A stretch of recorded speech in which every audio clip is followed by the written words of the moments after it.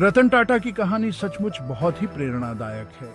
उनकी जीवन यात्रा हमें सिखाती है कि कैसे कठिनाइयों का सामना करते हुए भी ऊंचाइयों को छुआ जा सकता है। उनका जन्म 1937 में हुआ था। एक साधारण परिवार में जन्म लेने के बावजूद उन्होंने असाधारण उपलब्धियां हासिल की। बचपन से ही उन्हें जिंदगी के कई जरूरी सबक सीखने को मिले। उनके माता पिता ने उन्हें सिखाया कि ईमानदारी और मेहनत से ही सफलता मिलती है। टाटा परिवार में पलते हुए उन्होंने कड़ी मेहनत की अहमियत को समझा। परिवार के मूल्यों ने उनके व्यक्तित्व को गढ़ा। उनकी पढ़ाई ने भी बहुत बड़ा किरदार निभाया। शिक्षा ने उनके विचारों को विस्तार दिया और उन्हें नई ऊंचाइयों तक पहुंचाया। उन्होंने कैथेड्रल और जॉन कॉनन स्कूल और शिमला के बिशप कॉटन स्कूल जैसे मशहूर स्कूलों में पढ़ाई की। इन स्कूलों में मिली शिक्षा ने उनके भविष्य की नींव रखी। बाद में उन्होंने कॉर्नेल यूनिवर्सिटी से आर्किटेक्चर और स्ट्रक्चरल इंजीनियरिंग की पढ़ाई की। यहाँ की शिक्षा ने उनके दृष्टिकोण को और भी व्यापक बनाया। इस मजबूत नींव ने उनकी सोच को आकार दिया। उन्होंने सीखा कि कैसे योजनाबद्ध तरीके से काम किया जाए। भले ही वो एक अमीर परिवार से थे, रतन टाटा हमेशा जमीन से जुड़े रहे। उन्होंने आम लोगों की समस्याओं को समझा और उनके समाधान के लिए काम किया। उन्होंने विनम्रता का महत्व जाना। उनकी सादगी और विनम्रता ने उन्हें और भी महान बनाया। उन्होंने दूसरों की मदद करने की अहमियत को समझा। समाज सेवा उनके जीवन का एक महत्वपूर्ण हिस्सा बन गई। यही वो खूबियां थीं जो उनके नेतृत्व का आधार बनी। उनकी नेतृत्व क्षमता ने टाटा समूह को नई ऊंचाइयों तक पहुंचाया। 1962 में रतन टाटा ने टाटा ग्रुप के साथ अपने सफर की शुरुआत की। यह उनके जीवन का एक महत्वपूर्ण मोड़ था। उन्होंने टाटा स्टील के कारखाने से शुरुआत की। यहाँ उन्होंने औद्योगिक प्रक्रियाओं को नजदीक से देखा और समझा। यह उनके लिए एक बहुत ही नम्र अनुभव था। उन्होंने श्रमिकों के साथ मिलकर काम किया और उनकी कठिनाइयों को समझा।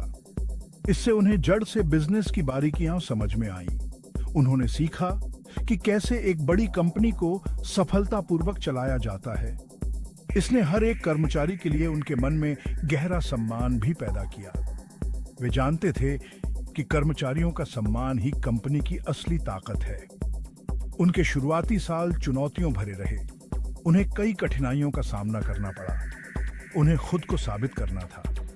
उन्होंने अपने विचारों और दृष्टिकोण को प्रस्तुत किया। उन्हें सीनियर अधिकारियों के विरोध का सामना करना पड़ा। कई बार उनके विचारों को अस्वीकार कर दिया गया, लेकिन उन्होंने हार नहीं मानी। वे अपने लक्ष्यों के प्रति दृढ़ रहे और लगातार प्रयास करते रहे। वो जानते थे कि टाटा जैसी बड़ी कंपनी को बदलना आसान नहीं होगा, लेकिन वे इसके लिए तैयार थे। उन्होंने चुनौतियों को आगे बढ़ने के मौके के रूप में स्वीकार किया। उनके नेतृत्व में टाटा ग्रुप ने नई ऊंचाइयों को छुआ। 1991 में रतन टाटा टाटा ग्रुप के चेयरमैन बने। यह एक महत्वपूर्ण मोड़ था। उनका विजन बिल्कुल साफ था। वे टाटा ग्रुप को नई ऊंचाइयों पर ले जाना चाहते थे।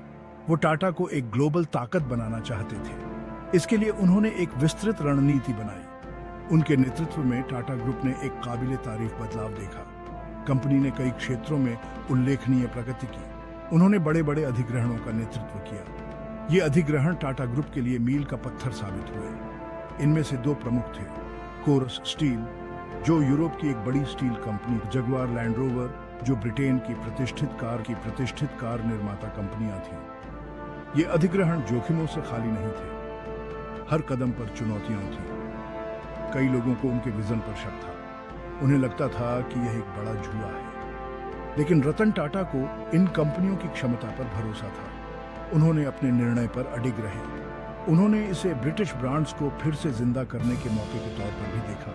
उनका विजन कामयाब रहा। उन्होंने साबित कर दिया कि उनका निर्णय सही था।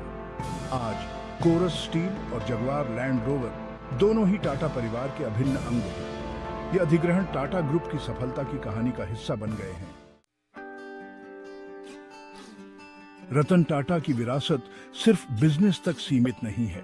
वो कॉरपोरेट सामाजिक जिम्मेदारी में दृढ़ता से विश्वास करते हैं।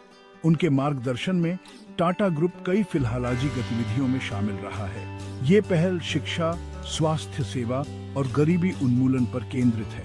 रिटायरमेंट के बाद भी रतन टाटा लोगों को प्रेरित कर रहे हैं। वो स्टार्टअप्स और युवा उद्यमियों को सपोर्ट करने में सक्रिय रूप से शामिल है।